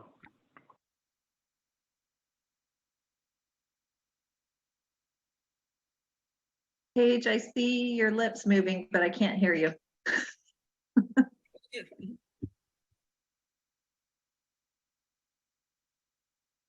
This is Nisha. I wanted to echo what Rosemary said. Thank you for the information. We've tried in the past, Rosemary probably recalls, to implement this at Martin, and then too, it was overwhelming with all the different kinds of connections and how we wanted to implement it and what units. So it's nice to see this actually happening again and going to be implemented. And it sounds like Ohio has already implemented this. We're targeting end of February in the Florida region to implement for pharmacy, and then within 48 hours in the rest of the units. So as we start the conversations, I'm sure we will have more questions. So thank you very much for sharing your contact information so we can reach out if things come up. We appreciate this. So Nisha has a great point, because we have tried to do this. Now it's happening. And there weren't a lot of questions today because for a lot of us, this is still relatively new. We're trying to learn all that we can. So, again, I really want to thank you so much for presenting this to us. I'm going to encourage everyone on the call to go to the website, because there is lots of great information, because we will be the change agents. I mean, we know we're getting help from Ohio. This is going to be implemented, but I think it'll be more comfortable for us and for our peers, for all the nurses out there who maybe aren't familiar with ENFit. We put something out in the clinical update the end of last year, I think it was, but things like that get lost. Just thinking you're going to put something online, it gets lost. So the more of us that form that army that gets out with our fellow frontline caregivers, the more we can help them through the transition. Because no matter whether or not we have support, and we do this time, it's still going to be a difficult day-to-day transition if there aren't a lot of us out there really helping to spread the word. So again, everyone from GEDSA, thank you so much. Of course.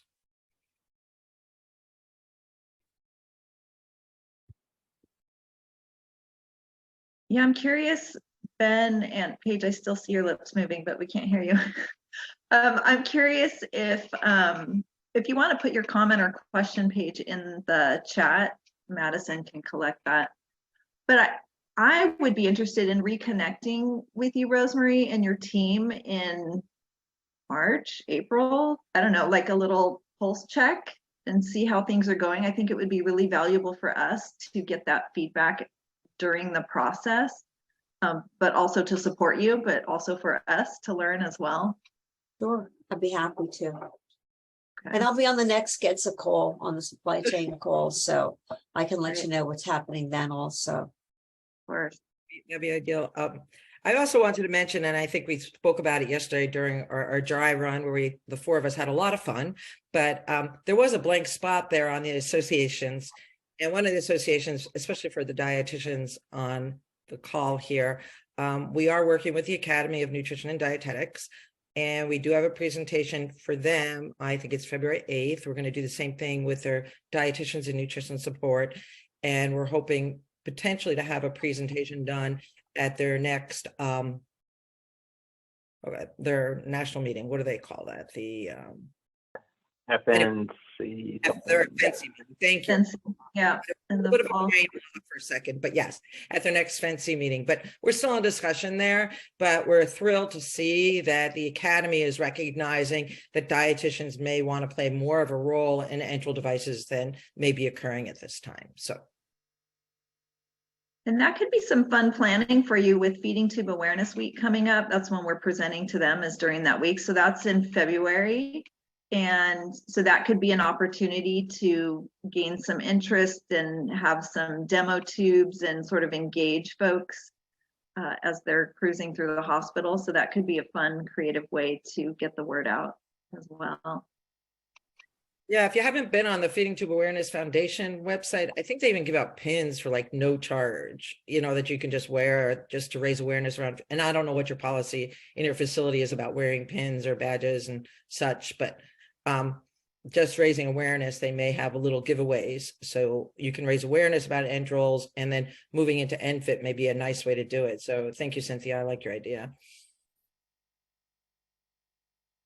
One thing I'd like to mention that came to mind as well, so Rosemary had mentioned being on our next supply chain and clinical advisory group call, and of course, both Gail and Cynthia are also part of that group, and we actually have usually have a attendance of about 20 or so people, but it's because not everybody can always make the meetings, but we have about 70 people signed up for that group actually. But you're actually all more than welcome to join us in that if you'd like to stay sort of plugged in. We meet once a month. It's a good opportunity to talk to other clinicians and to discuss challenges and, what are solutions and things like that. So I think it's a really good forum to interact and discuss ENFit. If you'd like to be involved with that, you can certainly email us at info@gedsa.org, or Rosemary, if they forget that, you can probably contact Rosemary, and I'm sure she's able to put you in touch with us to get you signed up for that. Absolutely. Yes, that's a good way to work on any problem solving. So you can bring them to the team, because I'm sure other clinicians have experienced probably similar conversion situations, I'll call them, and also it raises issues if there's a supply chain issue. So then we'll discuss any things that may have back orders or what the substitutes are or issues with products.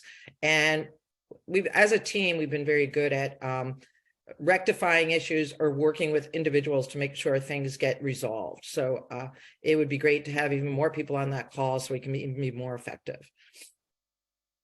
So Madison put Paige's question in the chat. I'm going to read it because this is such a good question. There's two parts to it. Paige, thank you for jotting it down and sending it over. So she asked, do you have any recommendations for how to describe the ENFit devices to a patient that maybe had a feeding tube placed in another facility to make sure that they have the proper tools? And then she asked, when ordering supplies through a DME for patients or through a home infusion company, does it need to be specified that a patient needs ENFit syringes? So I'm going to answer the latter part first, since I just emerged from that space. So I would say that absolutely the order should specify ENFit feeding tube, backup tubes, syringes. The feeding bags, you don't have to specify, they're already ENFit. But when you're receiving supplies and ordering supplies for a home care patient, they need to have specifics around, like if they have a button, right? They need the option for the ENFit extension set. For syringes for flushing and administering medication, it needs to specify ENFit.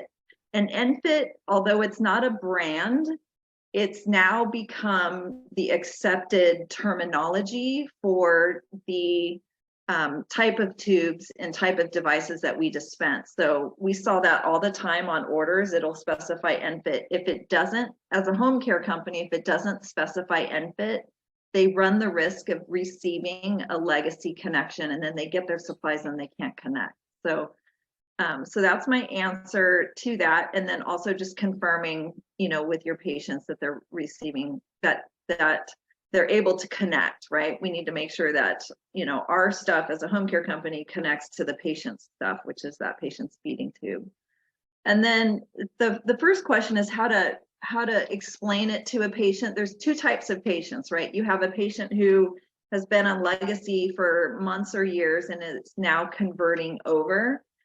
The way that I would explain it is that the ENFit connections will be a more secure connection for them, so that syringes can stay connected without falling out, drainage bags can stay connected without falling out, and the feeding sets can stay connected without falling out. And they just sort of gently screw together instead of having to like push in, right? So it can be easier for some to actually connect the ENFit connection because it just sort of glides in there. You have to be careful with teaching them, make sure that they don't over tighten.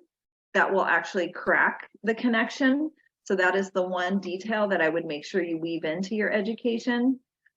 The other type of patient is a patient who is brand new to tube feeding and they don't know any different. They don't even know that legacy and ENFit is a thing, and they come home with their ENFit devices. So just making sure that they understand with their patient education, you know, how to do that connection with just sort of gently screwing it together. So hopefully that answered your question, Paige. If you have any follow-up questions, send them over to Madison. But that, I don't know if anybody else has anything they want to add to that. And that was excellent. And I do have something I want to add as usual, and we're over time, and I'm from New Jersey, so I speak quickly. So I will give you this answer really quickly.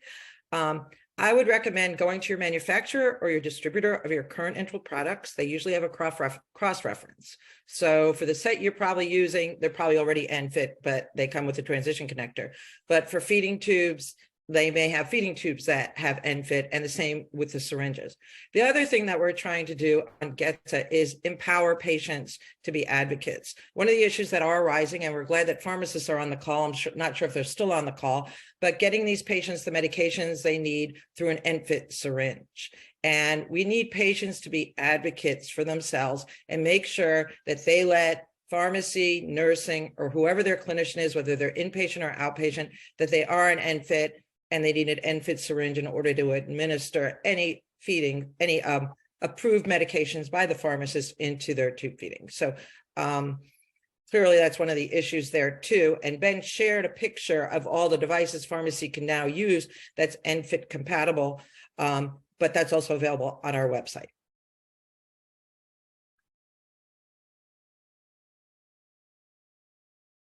Well, thanks everyone, and I think we should probably conclude now. We're a little over, and two, everyone needs time to click the link that'll pop up after as soon as we adjourn here to be able to fill out the information to receive your certificate. So really appreciate everyone's time, and thank you to our presenters, and thank you Madison, and thank you Rosemarie. Hopefully that was helpful, and we're excited to be engaged and helpful in any way we can going forward. Thank you. Bye, everybody. Bye. Bye, everybody. Okay.